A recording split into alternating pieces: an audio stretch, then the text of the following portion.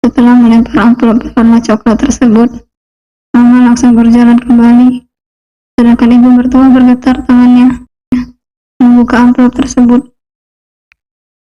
Air mata itu bertambah deras saat membaca isi dalam amplop itu. Nikmatilah penderitaan yang kalian ciptakan, ucapku dalam hati, sembari tersenyum sinis. Raya, tunggu Raya, tolong maafkan ibu dan David Raya. Berikan kami satu kesempatan lagi. Kekik ibu mertuaku yang terakhir dapat kudengar sebelum akhirnya aku mengemudikan mobil milikku dan meninggalkan kediaman ibu mertuaku itu.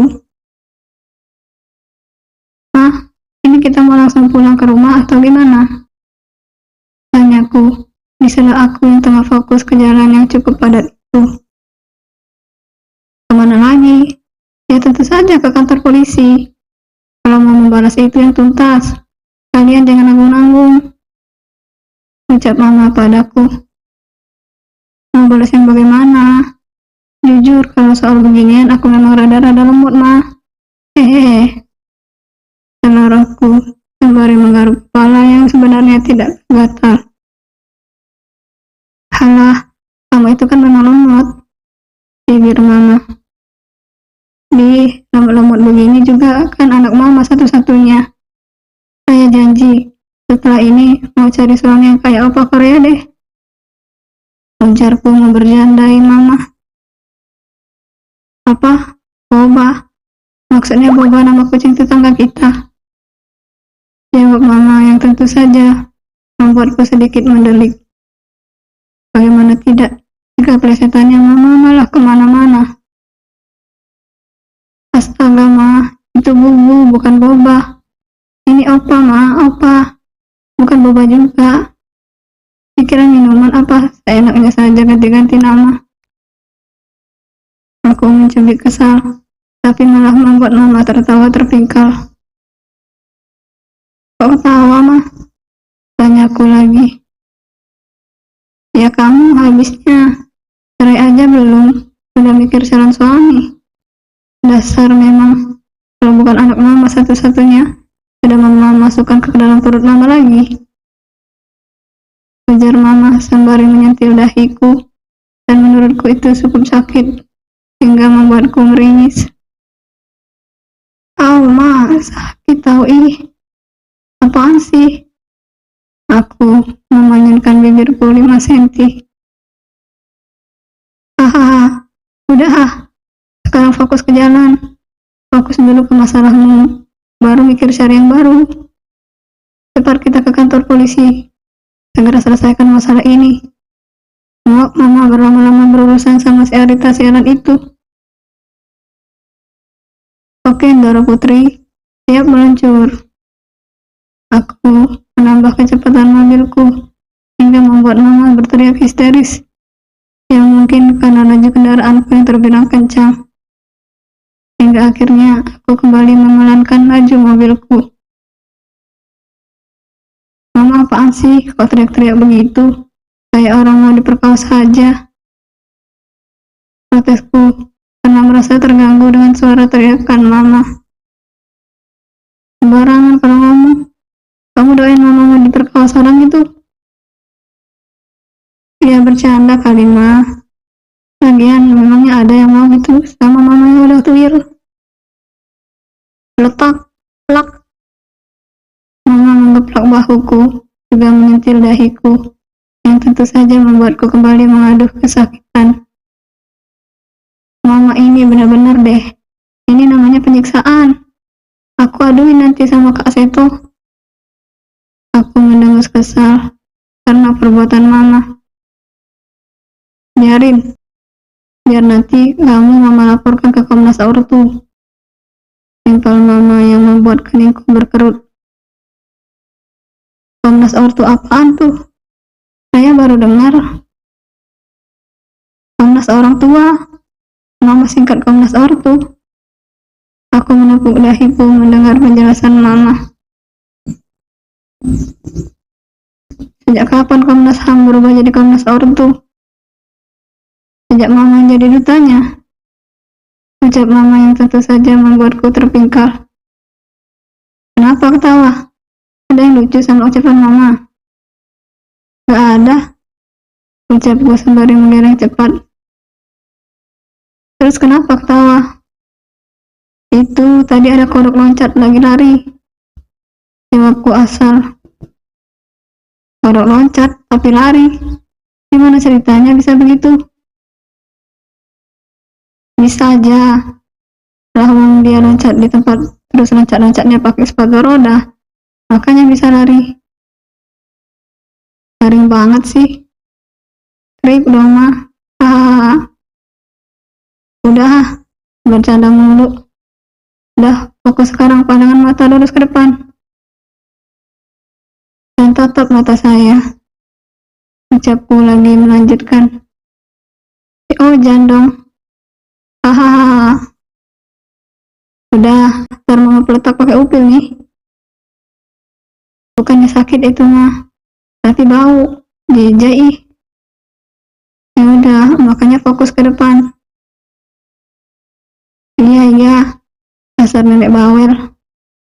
Gerutupku yang masih bisa didengar mama dan membuat mama melotot ke arahku. Tentu saja aku mengangkat dua jariku ke arah mama, sehingga wajah mama kembali ke wujud semula. Hihihi, dikira mamaku siluman apa? Pakai berubah segala. Tidak berselang lama, mobil yang aku dan mama tumpangi pun akhirnya sampai di pelataran kantor polisi. Aku dan mama pun turun dari pintu masing-masing di sisi kanan dan kiri. Aku dan mama saling bergandengan saat memasuki kantor polisi. Persis seperti orang yang takut di ghosting. Iya, ghosting yang ditinggal saat lagi sayang-sayangnya itu loh. Hihi. Jadi, tidak ada kata damai secara kekeluargaan. Tanya penyidik kepadaku. Tentu saja, ucapanku terhenti karena tiba-tiba saja ibu mertuaku datang dan kembali bersimpuh di kakiku. Sejujurnya aku risih, muak dan juga tidak tega melihat ibu mertua sampai berbuat sedemikian rupa hanya untuk tetap mempertahankan ambisinya. Lepasku. Entahku menepis tangan ibu mertuaku hingga terlepas dan cukup membuatnya hampir terjatuh karena pegangan tangan ibu ke kakiku cukup kuat. Raya, tolonglah. Kali ini saja kabulkan permintaan ibu. Apa kamu gak kasihan melihat David dikurung di sel seperti itu?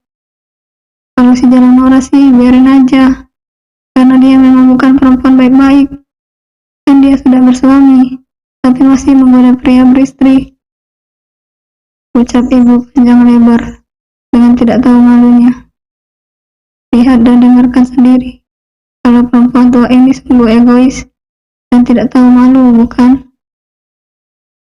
Yang berbuat salah Mas David dan Nora, yang berselingkuh Mas David dan Nora, dan itu terjadi karena keinginan keduanya tanpa adanya paksaan dari siapapun.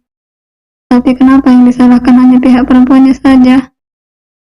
Sungguh aku benar-benar tertipu dengan raut wajah manis ibu mertua dulu. Kenapa ibu hanya salahkan Nora saja? Ibu kira Mas David anak usia 2 tahun yang tidak tahu salah dan benar. Mereka melakukan itu tanpa adanya paksaan. Dan sudah jelas di sini, ibu juga tahu perihal hubungan mereka. Tapi ibu menutupinya dariku. Jika aku mau, aku bisa saja memenjarakan ibu sama seperti anak ibu itu atas kasus penipuan. Mau, ucapku pada ibu yang kemudian membuatnya bungkam seketika. Kulihat ibu menegakkan punggungnya hingga kepalanya sedikit mendongak menatapku. Dapat kulihat ada sorot mata benci terhadapku. Tapi sepertinya ibu tidak bisa menampakkan itu secara nyata. Sebab mungkin saja dia takut jika aku tidak lagi mau mengabulkan segala keinginannya itu. Kenapa? Kau natap aku begitu banget? Tanyaku. Baik, kalau kamu tetap kekeh ingin bercerai dari David. Tapi satu hal yang wajib kamu turuti agar David dengan mudahnya mengabulkan permintaanmu itu. Apa? Tanyaku penasaran. Bebaskan David dari penjara dan berikan dia separuh dari usahamu, entah itu kafe milikmu atau butik milikmu, ucap ibu dengan sangat yakin. Sungguh, kalau tidak ingat dia orang tua dan ini sedang berada di kantor polisi. Dan sekali rasanya aku menendang mulut dan wajah tidak tahu diri dan tidak tahu malunya itu. Baru saja aku ingin mengucap, tiba-tiba saja Mama ikut menimpali. Apa kamu bilang, Arita? Kamu minta salah satu usaha anakku? Dasar, memang kamu definisi orang gak tahu diri. Bahkan urat malumu sudah putus. Bukan begitu, Pak? Tanya Mama pada polisi penyidik di hadapanku ini. Bahkan ibu pun tidak tahu malu mengatakan hal seperti itu tepat di hadapan polisi ini. Kenapa? Bukankah itu termasuk harta gondong ini? Cara Raya ini kan istrinya David.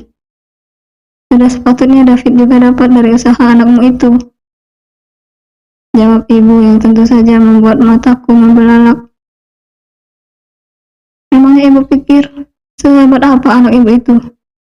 Sampai-sampai ibu merasa apa yang aku punya jauh sebelum menikah juga milik Mas David. Bahkan seandainya ibu dan Mas David tidak menginginkan perceraian itu, tapi jika aku menghendakinya, lantas kalian mau apa?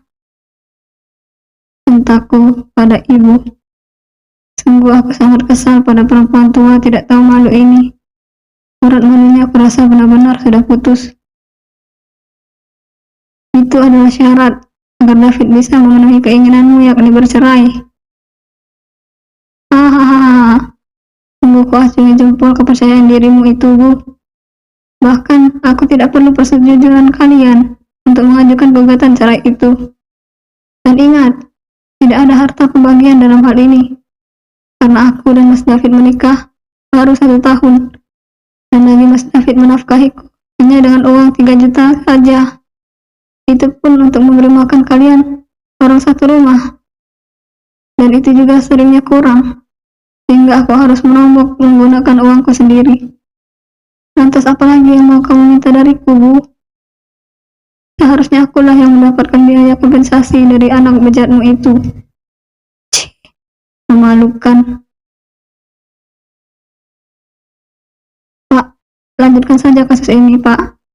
Saya tidak masalah meski dia suami saya, karena sebentar lagi akan jadi mantan.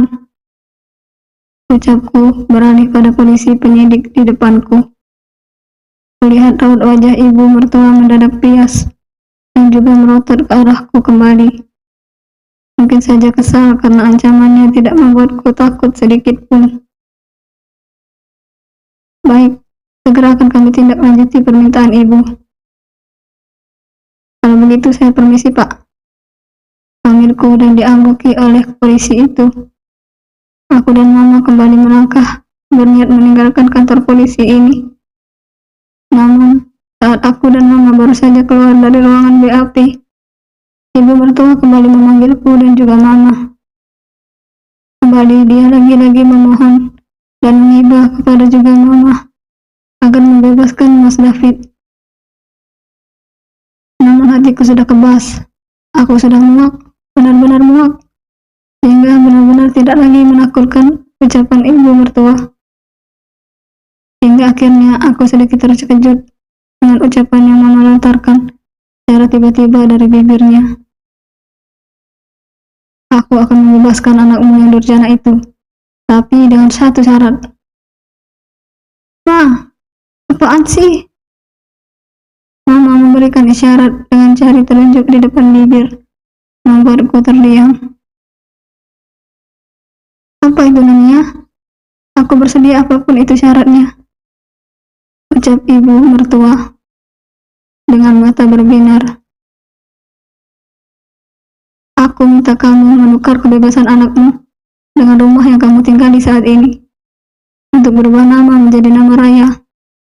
Dan setelahnya kalian tinggalkan rumah itu. Gimana, deal? Bersambung.